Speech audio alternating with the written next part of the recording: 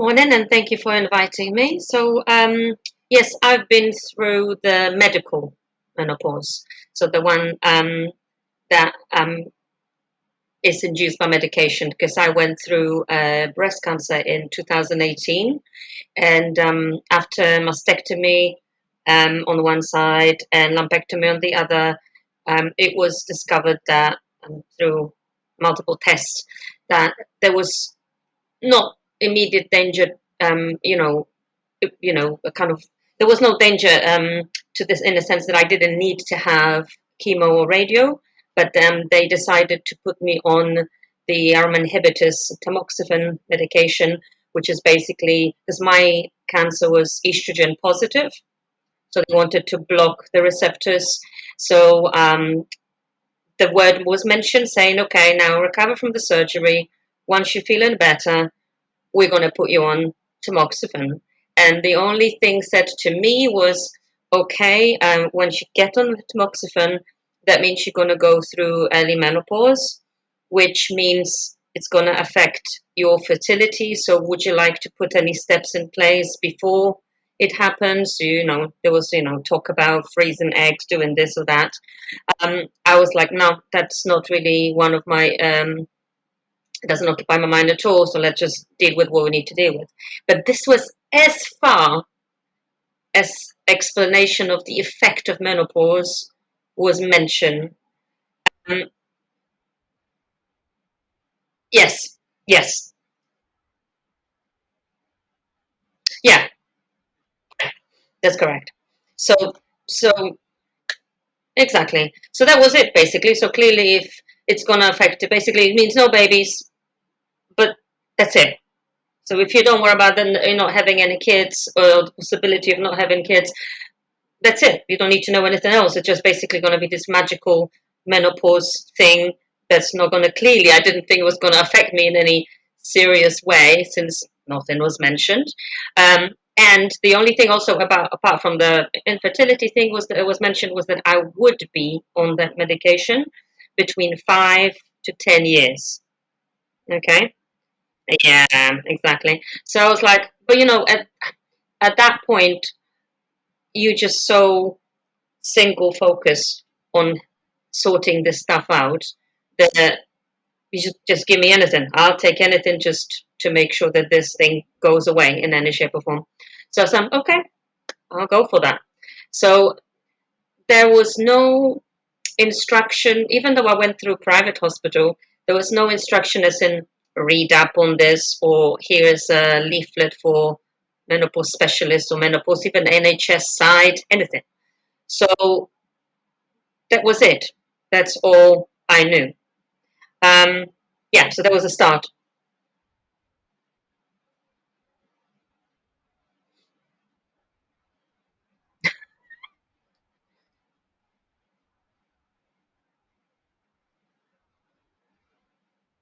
Yeah.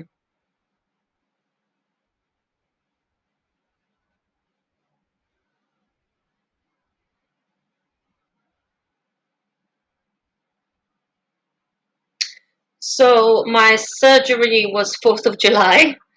And if I remember correctly, exactly, if I remember correctly, I started the tamoxifen around September because they wanted me to fully recover first, make sure that I don't need any further surgery, blah, blah, blah.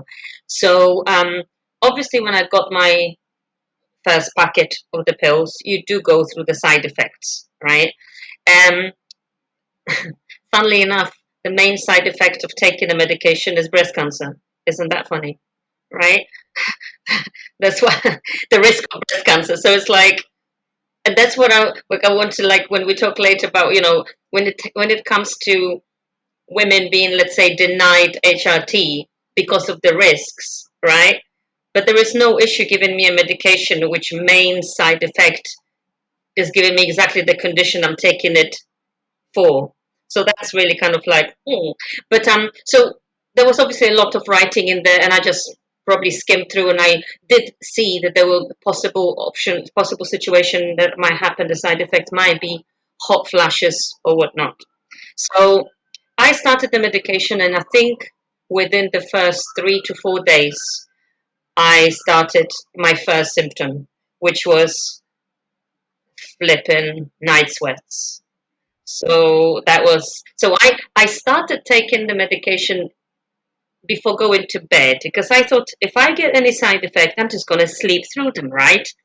Obviously, it can be bad to make it, to affect my sleep. So, and literally, like for after whatever couple of hours, I woke up, everything was drenched, the pajamas, the sheets, everything. I needed to change everything.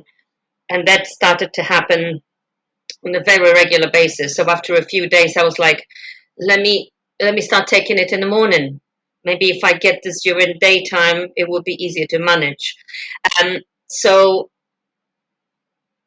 with time, I started getting the hot flashes as well. So the night sweats and hot flashes as well. Um, so these things I knew because I was also a member of different forums for women with breast cancer. So I knew that they were complaining about that, and I actually learned more about something that may be connected to the side effect to the effect of the medication from those forums. However, some of the side effects can also are the same as in chemo. I didn't have chemo, so I was like, oh, probably some of this is not going to affect me. This I'm not doing. I'm just having a medication. But it was literally that was my first exposure. Listen to other women on those forums. Um, so yeah, that was the first thing. And I thought this was going to be it. But menopause, at least, well, menopause overall, medical or not, is a gift that keeps on giving, right? As much you, who would have thought? Um, but the main point is that as new symptoms, I don't mind going through all of them. As new symptoms started creeping up, I had no idea that they were related to the medication. So my next symptom was horrible joint pain, hips, mainly hips. I could not sleep on any side. Could only sleep flat on my back, and it was a pain that would wake me up. I'm a spin instructor, right? I had to stop all my physical activities during the recovery from the big operation and stuff. I thought that this was related to me suddenly not moving. So, there was hip pain, hip pain. I went to another doctor to check, have an MRI, whether there's anything going on with the hip. There was nothing wrong with the hip, but I couldn't go through the pain. I was like, what's going on? Then one thing after another started creeping up. But even as I was going through reviews with my oncologist, and I was saying that how are you feeling overall? And I would mention these things. None of them, neither the oncologist nor the surgeon, would ever mention, by the way, have a look more into menopause. There's no need to go and see GP every 2 weeks with a different thing. And I just didn't join the dots. So as my life was becoming more and more miserable, because I had my operation at the age of 41, just about coming to 41. At 41, not to be able to get up from your bed unless you hold on to the bedboard because the hips, the knees were in so much pain. I was like, what on earth is going on? Um, so that was that. I also started having, um, well, all the other things that come with it. Um, Insomnia, anxiety, the kind of like you lie down, you read a book, your eyes start closing, you feel absolutely zen. You close the book, you switch the lights off, you close your eyes, and suddenly the heart rate goes up to 90 or whatnot, as if you just ran 4 flights of stairs for no apparent reason. Um, and it's just like fight or flight thing. And I was like, what's going on? So that was the first thing. It wasn't even anxiety, the heart palpitations and the issue with falling asleep or staying asleep.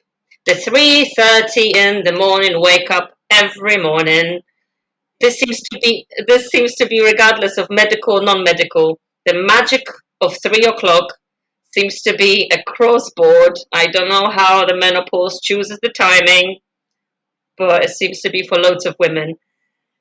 Um, so yeah, my point is like more and more symptoms were coming up. I was still having reviews with my oncologist and my surgeon at the beginning every month, then every 3 months, then 6 months. And the first question the oncologist would ask, I mean, don't get me wrong, both my oncologist and my surgeon did great jobs about saving me from cancer.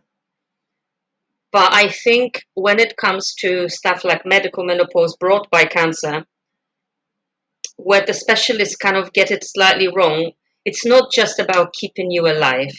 It's about, like in any menopause case, quality of life, right? It's it's not just to be, oh, I want to live to 65, so I'll be until for the next 20 years I'll be just miserable, unable to rest, unable to sleep, unable to do anything, but I'll make it to 65, let's say, right? So I realized that I needed to do my own research. I needed to educate myself. Okay. So I started looking up for stuff on Instagram, on social media, and I came across the first person I came across was Dr. Louise Newson. Um, and it came to save actually my sanity at point one of her episodes of her podcast came to be very important at some point in my menopause journey. But yes, I found that I started listening to a lot of the stuff she said. Obviously, in my case, there was no option of taking any HRT, right? Because my point was to block the estrogen receptors as they were anyway. um, Funnily enough, okay, the one thing that the menopause didn't take away, which was supposed to take away, was my periods. I have never had regular periods in my whole life. They were all over the shop. That was one of the reasons why I went on the pill. Tamoxifen, perimenopause, like clockwork. I knew exactly to the point of the hour when the period would come on. And this was really funny because every time I would go to see my oncologist, he would say, and obviously you don't have your periods. No, obviously I do have my periods every month, like clockwork. So it gave me all the side effects and it didn't even take the periods away. The one thing at least they could do, it didn't. So yeah, so that was basically it. My point was, as these things were coming up, and I got to, I found Louis Newson and I found the balance up. So finally, I went through the list of the possible symptoms, and I had this big, oh my God, all these simple, not simple, all the singular things that I go to the GP for, this is all related to that perimenopause, menopause, the effect of the medication, which was an absolute revelation for me because I stopped going. And it's also got a bit annoying because the GP has got the note that I've got cancer and then I was on that medication. But you see, even they didn't join in the dots to see that all those little things, the muscle pains, the insomnia, this and this, they were just, no one said, listen, as much as sorry as I am, but this is basically under the same umbrella. This is all being caused by the same thing. It was either unexplained, and the muscle pain was like wear and tear, apparently. And the other sleep issues, it was more kind of put under, probably it's because of the stress that you had the cancer. Do you know what I mean? That you've been through a lot. So, so with the balance up, obviously I started using it religiously. And from the moment I found it, every visit to the oncologist I would go to, I had my report printed, because obviously you also have the bloody brain fog, right? So whatever you thought that you were going to ask, you go into the appointment, and as soon as you leave, oh God, I was supposed to ask about this and tell him this. So this report was a lifesaver, honestly. So you had everything clear there. But after whatever, basically what's happening is I was getting every few months another symptom, and the existing one was were getting worse and worse. And what was really annoying was about 2 years into it, when I went for my another checkup with my surgeon, and I explained to him that this is just getting stupid now. He kind of matter of factly goes, "Oh yeah, well, because it's accumulation of it you've got, so it's going to be getting worse. And I'm like, well, thank you for letting me know earlier on, because I think there is like a misled. I don't know whether they not telling you about all the stuff that might, or in medical menopause probably are very, very probably going to happen to you, because they worry that you're not going to take it. But trust me, when you hear the diagnosis, if they told me that I needed to eat gravel, I would have eaten gravel. Okay. You just want to make sure that you get safe. It's just, this is your singular thought. I need to do anything that I can to get myself better. So if that's the premise for not telling you about these things, it's a wrong premise, because we will take it anyway. No one will say at the very start, no, I don't even want to try. Do you know what I mean? So, but the fact that then at that point it was obvious to him, like he knew, it was like, I don't expect a surgeon to be a menopause person, but direct me to someone, because if I wasn't the kind of person I am, if I didn't do my own digging, um, I was getting so desperate, because all the other symptoms aside, you know that if you can't sleep, you can't rest, everything goes. Your digestion, your memories, you don't even know whether it's purely menopause or just exhaustion. So that's how I came across another lady that we both are familiar with, Stacey Sims, Dr. Stacey Sims. And I signed up for her Menopause for Athletes course. And that literally saved my life, because that's where I learned about the adaptogens. So on a whim, I just bought all of them to see, if anything could help me. But there was only one out of the main four which is actually has got a calming effect, because I did not suffer from lack of energy. Definitely, I didn't need a boost. I needed the mind to calm down and the pain to go down, so I needed something to calm things down. So in my case, what worked beautifully was the ashwagandha. So I got it first. I started taking it for about a week. It made such a huge difference. I had such lovely and calm sleep. It took within a couple of weeks or 3 weeks. It took effect. It took care of every symptoms I had: joint pain, um, anxiety, heart palpitations. Maybe I'm just very susceptible to how it worked. I don't know, but in my case, it worked beautifully. So I took it to my oncologist. I took the bottle to the oncologist, and I said, "I'm taking this now. Please have a look. Let me know whether you have an issue with this. If you have an issue with this, then we have to part ways, because I can't live the way I'm living at the moment." And he clearly never heard of this, never seen anything like that.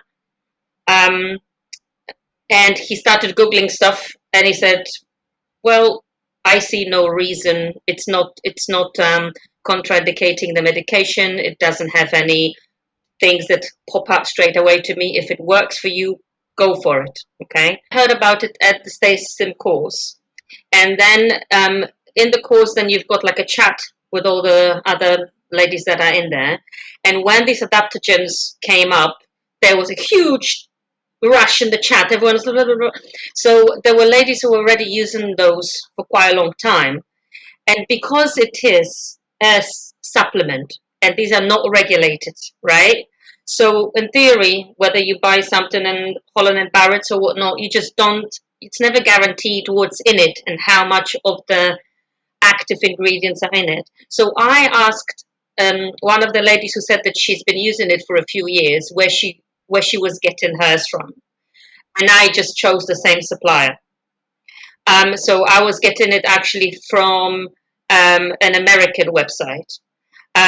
But then, so I started taking pills. So these were pills, and as Stacey says in her course, when it comes to supplemental adaptogens, it's about finding the smallest dose that works for you. It's not the more the better.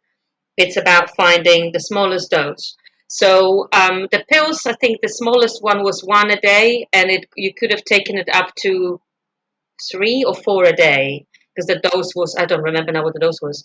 Um, so I started from one, didn't seem to be doing much. Then I started one in the morning, one at lunchtime.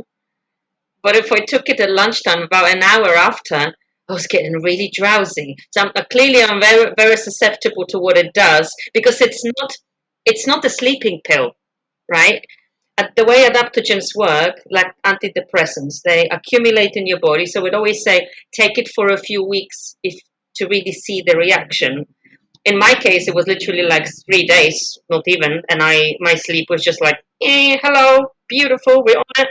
So I found my dose, but in my case, it was working so well with calming everything down that after about 3 months, it started causing me constipation because it stopped my IBS issues. It literally it calmed down everything, the whole digestive system. It was like whoosh. So I thought to myself, okay, if the pills cause me constipation, how about I try drops? So it's not shouldn't be, So I just got them on Amazon. One of the what is it, Nature's something like the green label, Nature's. I don't remember what it is. I can send you a link to it. Um, exactly. So I started the drops, and on the bottle it says 50 drops for a dose. I was like, okay, let's find the smallest dose. So I started from 10. It wasn't doing anything. 15. Finally, I found for me it was 30 drops about an hour before bedtime, just once a day, and I slept beautifully on that one. So I had to take it every day though. Yeah. Oh my God.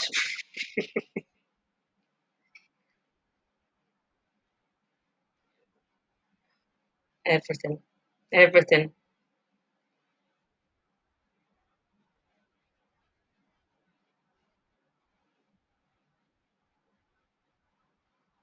Yeah,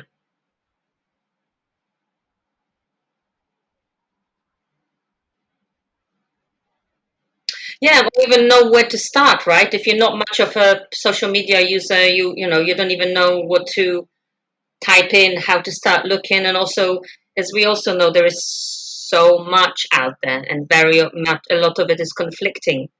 So, research, a lot of people using the term research quite loosely. I Googled something, it came up on the first page. That's the end of my research, right? I kind of followed more of like Dr. Stacey Sims and listened to podcasts and then stuff with people who are really recognized, have got the body of science behind them as well. Um, so this kind of got, as I said, the ashwagandha got rid of most of my issues, not necessarily the brain fog. Um, honestly, I was laughing that I could really do it. I could really work as a spy because they could torture me to whatever degree. I had no idea what I talked about yesterday with my sister. No clue what we said we're gonna have for dinner. I could honestly, you can waterboard me. I honestly don't have any memories of that.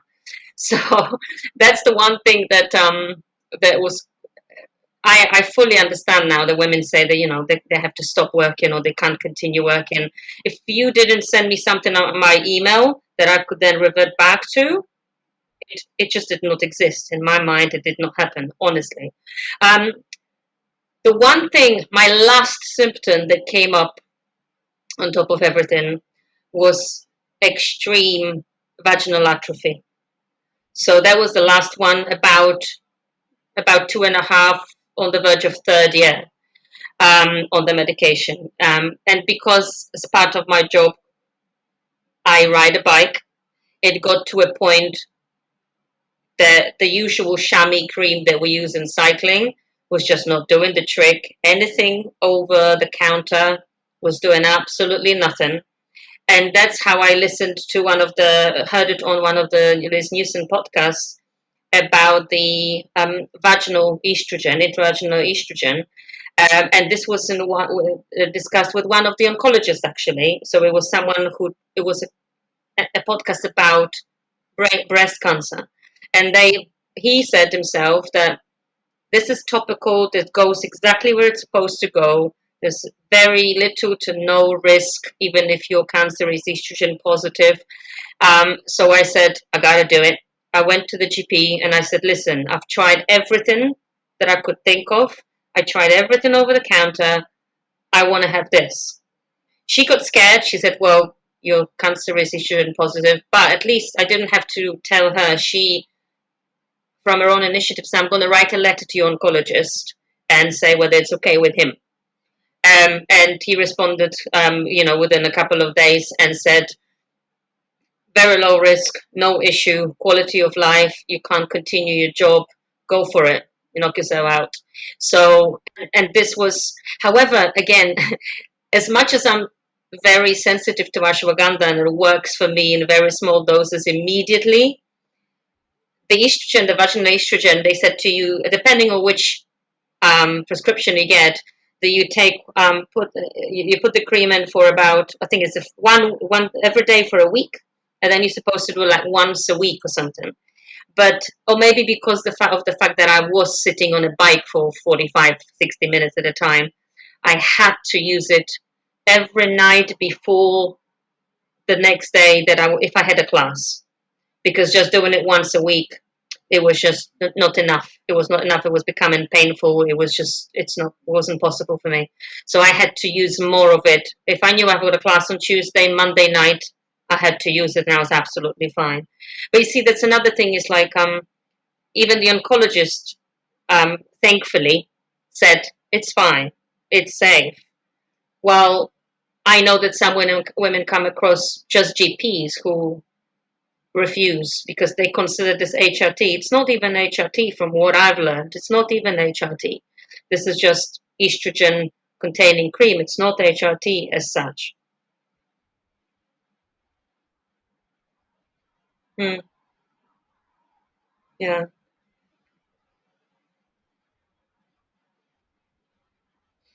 yeah,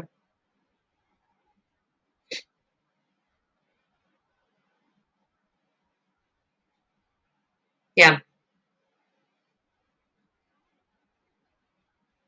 exactly.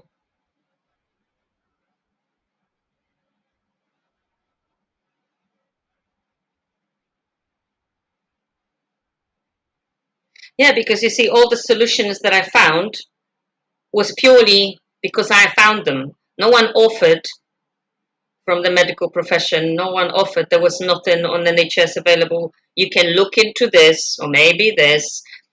There was like, nah, just get on with it. Do you know what I mean? And anyone who ever says to a woman in menopause, just get on. But the thing is that even other women who don't have symptoms, I hate when if you've got no idea what you're talking about. Even hot flash. Hot flash is not just you suddenly feeling warm as if you went out on a beach, right? It's the panic that comes with it. So many times I was working with another lady when I started having the issues, and she had her natural menopause. You should see when either of us was getting hot flash. We're jumping on the desk window, open the window, open the window. We're just like drenched in sweat, and then a second later, it's like, what happened? Nothing happened. I don't know what happened. It's all fine. It's all good. But it's not. It's not just the sweat. It's the palpitation, the panic that comes with it. So it's not something you just get on with. Yes. No. Yes. It's yes. Yes. Yes. Yeah. It's the extreme of it, and it's yeah. So basically, well, the ashwagandha did it what it needed to do, but my still the vaginal atrophy and other things. Oh, well, yes, ashwagandha will help me sleep, but the lack of sleep, the insomnia, the issues have practically rendered me unsociable because I was so stressed. Because anytime, if I went for a dinner with someone at 7 or 8, and we would have an exciting chat about something, even the ashwagandha wouldn't work. I had to have, like a child, an hour to 2 hours wind down, meditation, can't. So you think like, do I want to go out and then suffer from no sleep, or do I just, you know, stay home and try to? It was just the kind of like, if I want to get any sleep, then I have to be home in bed and having the whole ritual. Funnily enough, with ashwagandha as well, that in my case at least, if I take too much, it does the opposite. It keeps me awake. So I really had to find, that, because the point is, what I tried to say, and the way I know it is that now I've stopped taking my medication and my menopause has been reversed. But sometimes if I have issues with sleep, stress at work or whatnot, I'll still use my drops as a one-off before sleep. But I know that now I only need half of the dosage that I was taking during the menopause symptoms.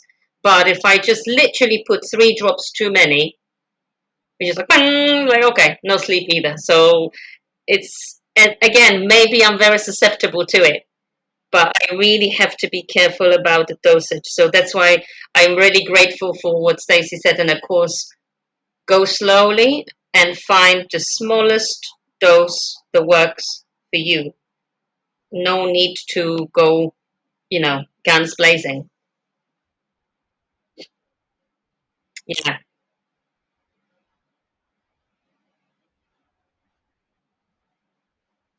Yes. Nothing, because this, it still was kind of the memory issues and still having to take something every night before being able to sleep. I just got so tired of it, and it was just getting. And I was thinking, what else can be coming next? Because I already had all those symptoms, um, and I said, and then I'm thinking, I'm going to take it for 10 years. That means when I finish, I'm going to be 50 something, and then my real one's going to kick in. I'm going to be in menopause for how many years? So, so I went to my. I took again my decision in in my own hands.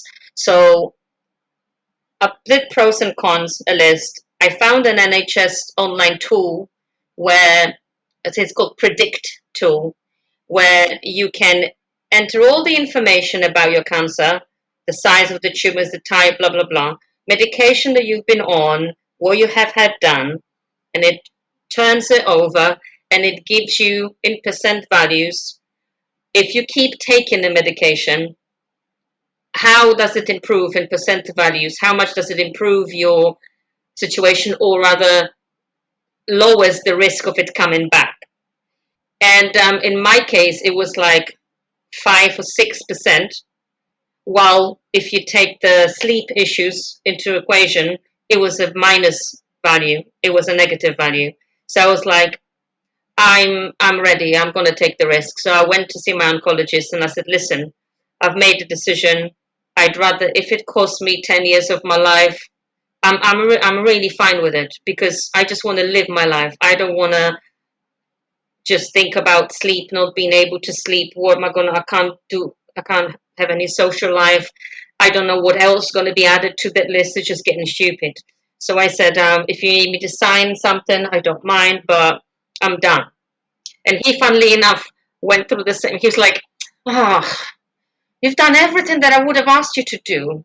So, because I would have asked you to go through the predict tool, I would have gone this and that. So, it's nothing else for me to do." But then he actually did the predict tool himself. And because of my situation and other tests that I had done and the very kind of low risk of it coming back anyway, he said, I think you made the right decision. And I agree with you as well, that there's whatever the best you could have gotten out of that medication you already got in the first 3 years. And from what I can see, how it affects your quality of life, let's just drop it. And I really appreciate one thing that he said was, and if this was to come back in a couple of years or whatever, please, please do not think to yourself that it's your fault because you stopped the medication, because the medication is only lowering your risk. It's not 100% stopping it from coming back. So if it comes back, we've got ways to deal with it. Don't worry about it, but don't have that thought in your head that, oh, if I stayed on my medication, I would have been fine. What happens happens. But yeah, it was funny because when I was taking that medication before, and again, I only learnt about it from Dr. Newson, and an interview that she had with another oncologist who was saying, if you're going on holiday and you've got all those issues, joint pain and sleep issues, nothing bad's gonna happen if you're gonna take a break. If you stop the medication for 2, 3 weeks, so to enjoy your holiday and then start it back on, it's not going to bring your cancer's not going to come back in those 3 weeks. Okay, so that was again something that was not communicated to me at all. So I did it like a rogue. I went off it for a week. About after a year, I went off for a week, and all my symptoms reversed within 3 days. No pains, sleep like a baby, and I was like, oh my god, I remember those days. But then I went back on it. We're back on it. After 2 years, I took a break, and it took a week for my body to reverse it. After 3 years, it took me over 2 weeks for my body to get rid of all the symptoms. So it does accumulate. It takes longer to reverse it. But yeah, I mean, the only thing that's left is the slight brain fog. But I don't know. This might be just age. But I'm just like, listen. The first night that I slept without having to take anything, I literally almost cried when I woke up. I was emotional because you just to have an actual, not whatever induced sleep, actual sleep. You know what I mean? It's just so underestimated. And natural sleep.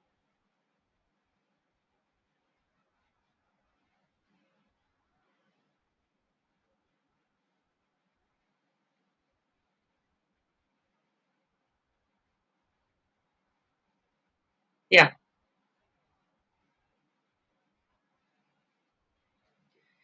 No, it depends on your situation. Obviously, speak to your oncologist. But uh, yeah, but honestly, the way it affected me, I could not imagine going through that for another years and years and years. I couldn't because it was just a misery, absolute misery. And now I'd rather take the risk. And that's why, the arguments of women being denied HRT, I mean, you can't make someone take a medication, right? The same way you shouldn't be able to deny them. It's explain the risk, explain the benefits, let the person try how they feel on and without, and then make their own decision. You're not going to be walking, after someone, making sure that they are taking their meds the same way. You shouldn't be denying someone because you think that's the right decision.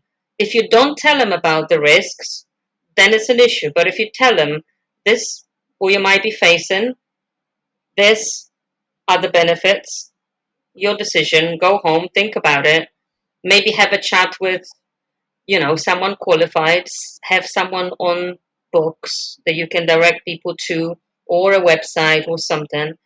And yeah, I know that it's hard decision because again, I'm in a position where I've already been familiar with some things and sources and stuff. But I can't, if I didn't find my own way through it, I don't know. I honestly don't know how I would be. Depression would have been the next one, definitely. Purely because if you can't do anything.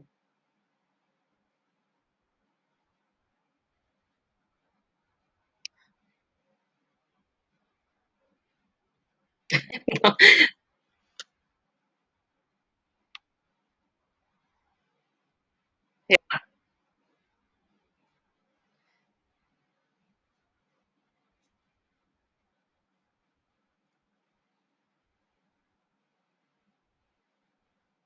yeah, yep,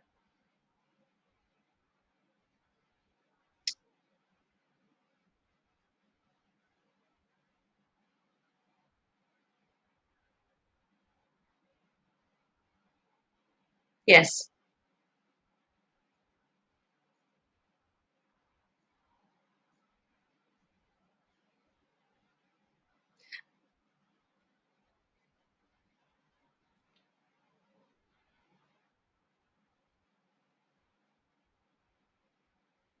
Yeah. You're welcome.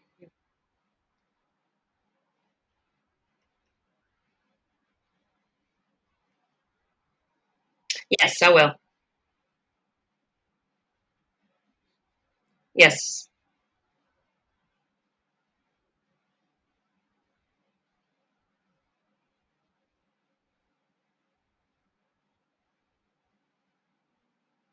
Be your own advocate. You have to learn what's best for you. Yes. Thank you, Natalie. Thank you. Bye.